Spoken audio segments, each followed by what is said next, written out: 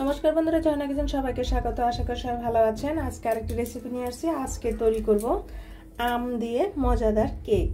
আমরা এখানে দুইটি পাকা পাকা বড় বড় সাইজের আম নিয়েছি। আমরা নিয়েছি এখানে আধা মগ পরিমাণের মতো। যে মগ দিয়ে আমরা আটা নিয়েছি সেই মগ দিয়ে আমরা দুধটা মেপে নিয়েছি। আমরা 1 মগ পরিমাণের মতো আটা নিয়েছি আর অর্ধেক মগ পরিমাণের মতো আমরা দুধ নিয়েছি আর অর্ধেক পরিমাণের মতো আমরা চিনি নিয়েছি। চিনিটা আপনার পছন্দ অনুযায়ী দিবেন। যদি অনেকে চিনি কম অথবা বেশি খেতে চান চিনিটা বাড়িয়ে কমে দিয়ে দিবেন। আর আমাদের লাগছে এখানে বেকিং পাউডার। আমরা প্রথমে আমটিকে আমরা গ্রেট করে নেব। দেখেন বন্ধুরা, আমরা আমটাকে সুন্দর গ্রেট করে নিয়েছি। এখন আমরা একটি বড় বল নিয়ে নিব। এখন আমরা বলের মাঝে দুধটা ঢেলে দিব। দুধটা আমরা হালকা কুসুম গরম করে নিয়েছি আর এর মাঝে আমরা চিনি দিয়ে দিব। চিনিটা আধা কাপ পরিমাণের মতো দিয়ে নিয়েছি। এখন ভালোভাবে গুলিয়ে নিতে হবে। প্লিজ বন্ধুরা, এখনো যারা সাবস্ক্রাইব করেনি তারা একটি সাবস্ক্রাইব করে দিবেন এবং একটি লাইক করে দিবেন।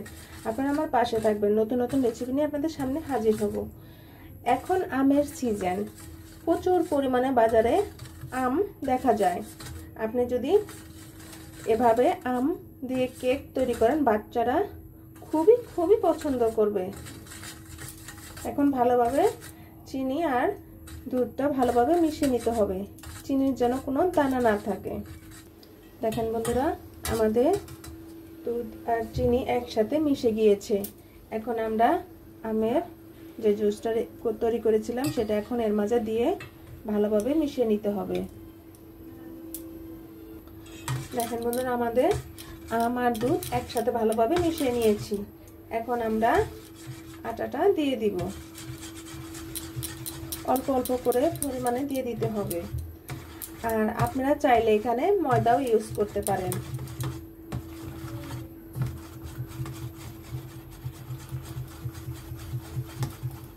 আমার এখানে 1 মগ নিয়েছি, 1 মগ নাও লাগতে পারে।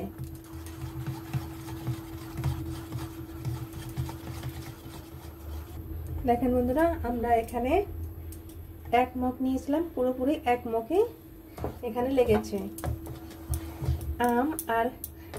আম দিয়ে যে এত মজাদার কেক হয় আপনারা না খেলে বুঝবেনই না। আপনারা অবশ্যই ভিডিওটা শুরু থেকে শেষ পর্যন্ত দেখবেন এবং অবশ্যই কমেন্টসে জানাবেন। বাসায় একবার হলো, এখন আমের প্রচুর পরিমাণে পাওয়া যায়, আপনি একবার হলো বাসায় এভাবে ট্রাই করে দেখবেন। খুবই মজাদার একটি কেক।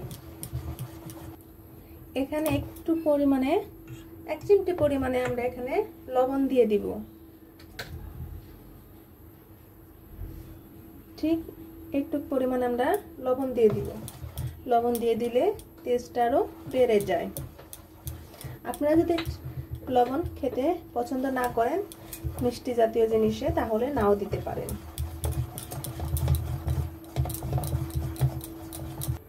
আমাদের ব্যাটারটা ঠিক এইরকম ভারী হবে, বেশি পাতলাও হবে না, বেশি ভারীও হবে না, ঠিক এরকম হবে। এখন 1 চা চামচ পরিমাণের মতো এখানে সাদা তেল দিয়ে দিব।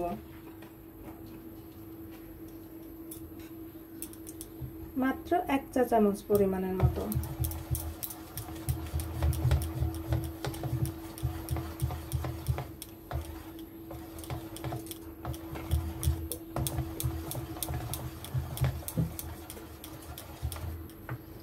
এখানে আমরা 1 চা চামচ পরিমাণের মতো বেকিং পাউডার দিয়ে দিব।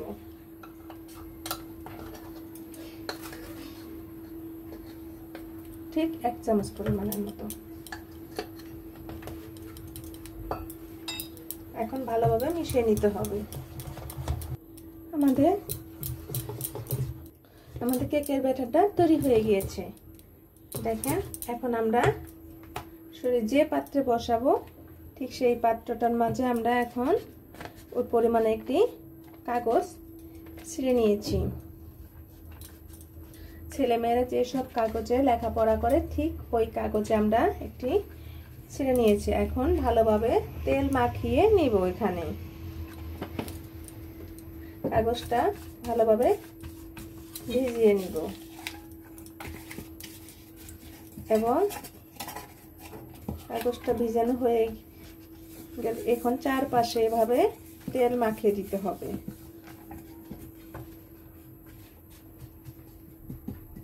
আমাদের মাখানো হয়ে গিয়েছে। এখন আমরা এর মাঝে উপর থেকে ঢেলে দিব।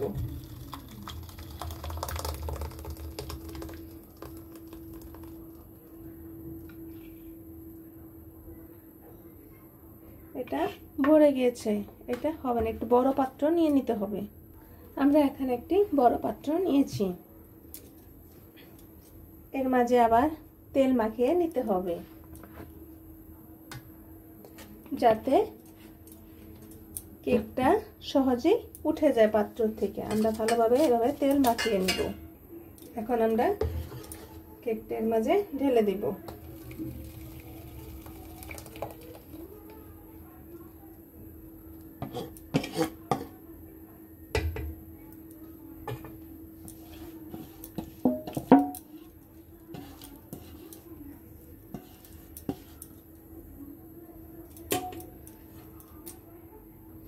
এখন আমরা কেকটাকে এভাবে জুড়ে জুড়ে ছাকিয়ে নিব যাতে কেকের গায়ে ভিতরে যদি বাতাস থাকে তাহলে বেরিয়ে যাবে।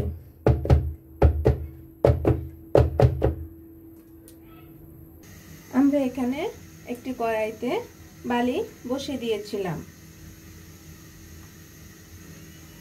এখন আমরা এর মাঝে বসিয়ে দিব।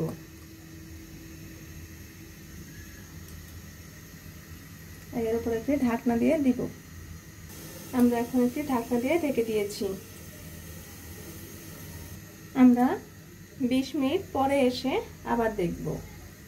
দেখেন বন্ধুরা, আমাদের কেকটি হয়ে গিয়েছে। এখন আমরা নামিয়ে নিব। আমরা কেকটি ঠান্ডা করে নিব। এখন আমরা একটি ছুরি দিয়ে চারপাশে এভাবে কেটে নিয়েছি। এখন একটি বড় থালার মাধ্যমে কেকটাকে উপর করে দিব। দেখেন বন্ধুরা, আমাদের কেকটা কতটা সফট হয়েছে। এখন আমি কেটে দেখাচ্ছি। পাকা আম অনেক, দেখুন বন্ধুরা কতটা নরম তুলতুলে হয়েছে। ভিডিওটা দেখার জন্য ধন্যবাদ। Thank you.